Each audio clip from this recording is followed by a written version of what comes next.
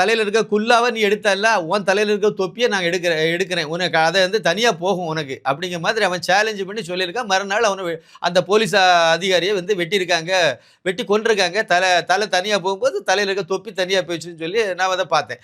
அப்போ இது இந்த அளவுக்கு கொடூரமான ஒருத்தன் கோயம்புத்தூர் ஜெயிலுக்கு, அதாவது இங்கேருந்து சென்னையிலேருந்து புழல் ஜெயிலேருந்து கொண்டு போய் கோயம்புத்தூரில் கோர்ட்டில் அப்பியர் ஒரு கேஸில் வந்து வழக்கில் அப்பியர் பண்ணிட்டு அங்கேருந்து திருப்பி சென்னைக்கு வர்றதுக்கு முன்னாடி வந்து நேரம் ஆகி போச்சு, அதனால கோயம்புத்தூரில் நைட்டு தங்க வச்சுட்டு பகலை நம்ம கூட்டிகிட்டு போகணும்னு சொன்னால் நான் கோயம்புத்தூரில் தான் இருப்பேன்னு அவன் சொல்கிறான்னா அவன் என்ன அழுத்தம் அவனுக்கு? நான் அங்கே தான் இருப்பேன் அப்படின்னான்னா அப்புறம் கோயம்புத்தூரில் உள்ள மற்ற கைதிகள் எல்லாம் 150 பேர் இருக்காங்க, நான் அவங்களெல்லாம் பார்த்துக்கிட்டு நான் வரேன்னா இது என்னது மாமியார் வீடா இது?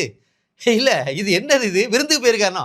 அப்படின்னா சிறைச்சாலைக்குள்ள நீங்க இந்த அரசாங்கம் வந்தோடனே முதல் வேலை என்ன செய்தாங்க? சிறைச்சாலையில் வந்து மெனு பட்டியல் போட்டாங்க. அதானே செய்தாங்க. காலையில் இந்த சத்து உணவு கொடுங்க, அப்புறம் இடைவேளையில் இதை கொடுங்க, மத்தியானத்துக்கு இந்த இதில் வந்து உணவு கொடுங்க. சிறைச்சாலை சார் அது. சிறைச்சாலையில் ஒரு நார்மலான உணவு போறாதா அது?